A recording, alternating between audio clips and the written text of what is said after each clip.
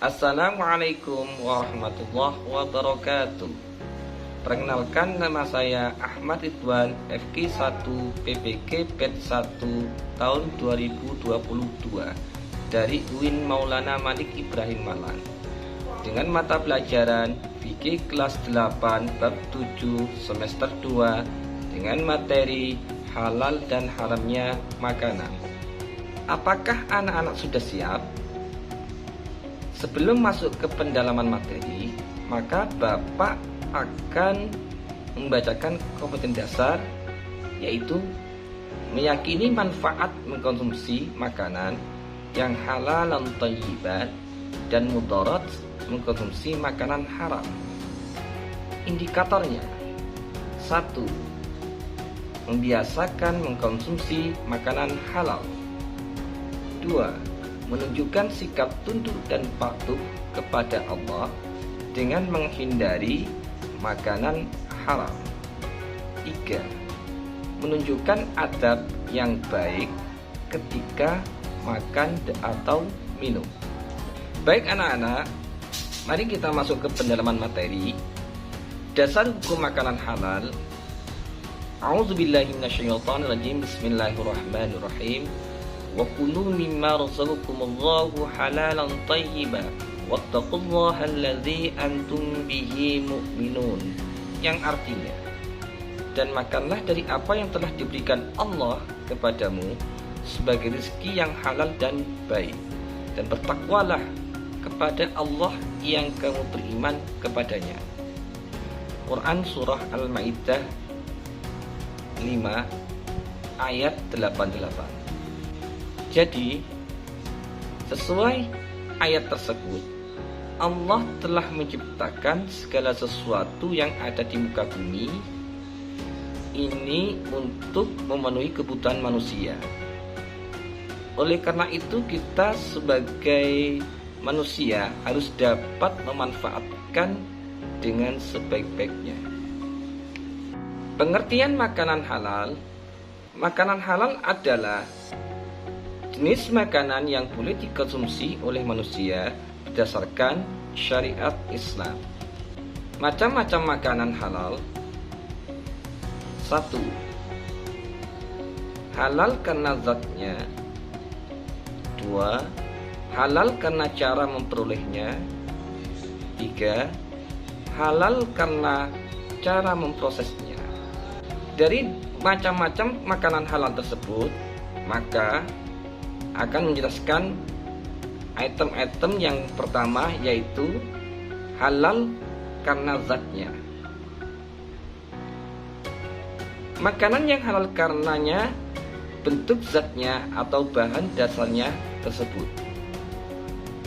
1. Makanan yang berasal dari binatang maupun tumbuhan yang tidak diharamkan oleh Allah. 2. Dijelaskan di dalam Al-Quran, hadis ijma, dan qiyas ulama. 3.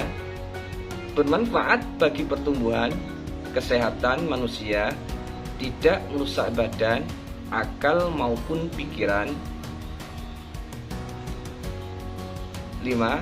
Tidak kotor, najis, dan tidak menjijikkan.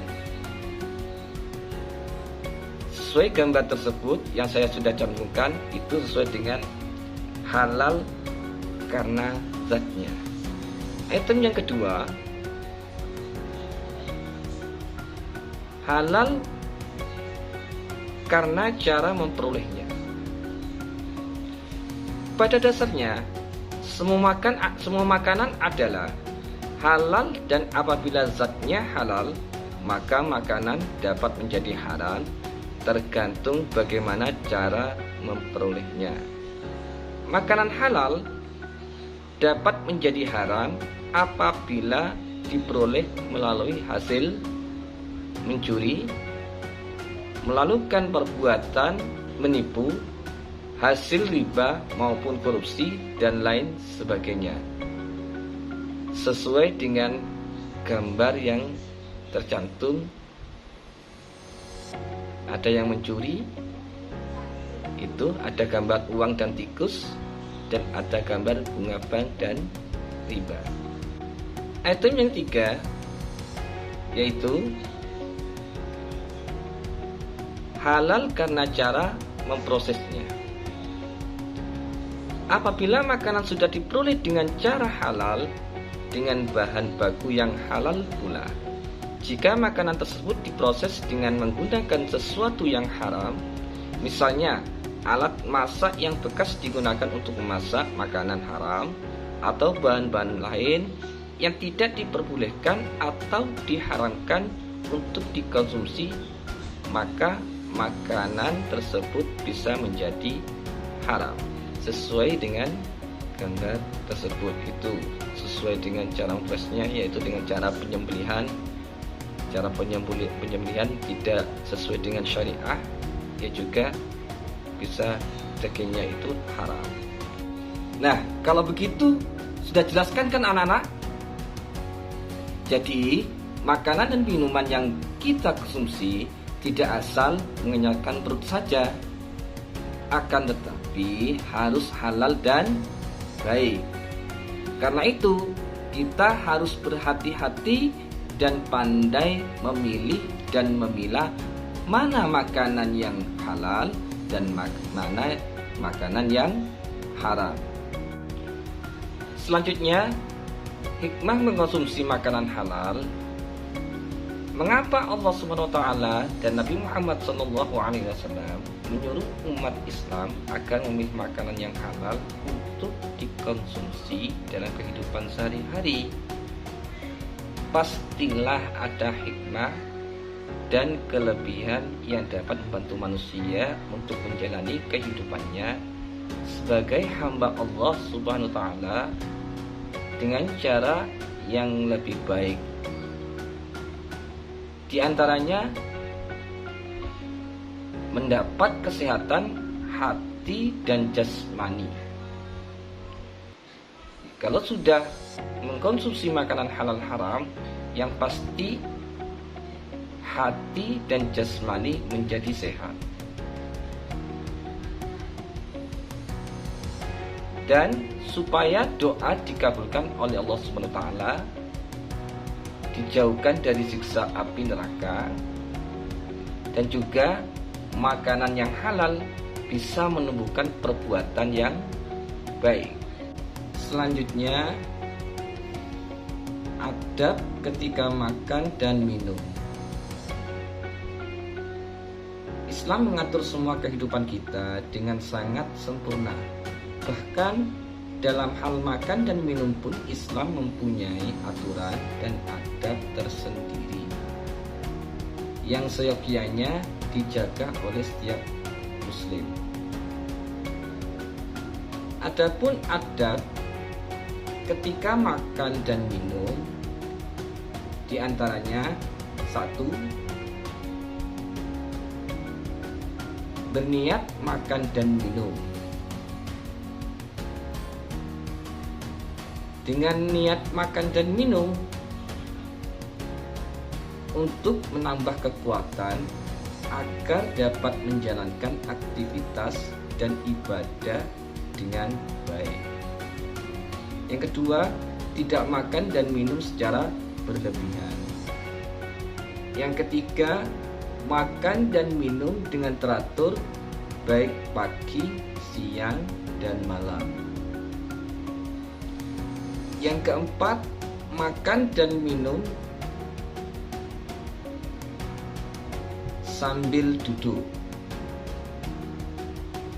Yang kelima, mencuci tangan atau membersihkan tangan. Yang keenam, ambil makanan yang terdekat dengan tempat duduk kita, terkecuali bila dia mengetahui bahwa orang yang makan bersamanya tidak terganggu dan tidak membenci hal tersebut.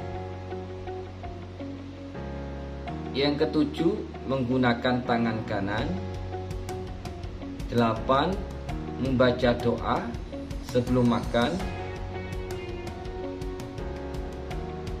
yaitu Bismillahirrahmanirrahim. Allahumma barik lana fi ma razaqtana wa qina azabannar. Selanjutnya, menggunakan sendok garpu, pegang sendok tangan kanan, garpu tangan kiri. 10. Tidak membenturkan sendok dan garpu ke gigi. 11. Tidak boleh bicara. Apabila kita makan dan minum dengan bicara, maka kita akan tersedak. Yang 12, tidak meniup makanan sambil bernafas. 13, kunyah sampai lembut. 14, minum seteguk dengan gelas. 15, mencuci tangan selesai makan.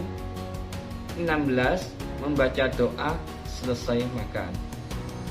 Nah, untuk doa selesai makan yaitu Alhamdulillahilladzi at'amana wa saqana wa ja'alana minal muslimin. Amin. Baik anak-anak, itulah tadi materi tentang ketentuan halal dan haramnya makanan.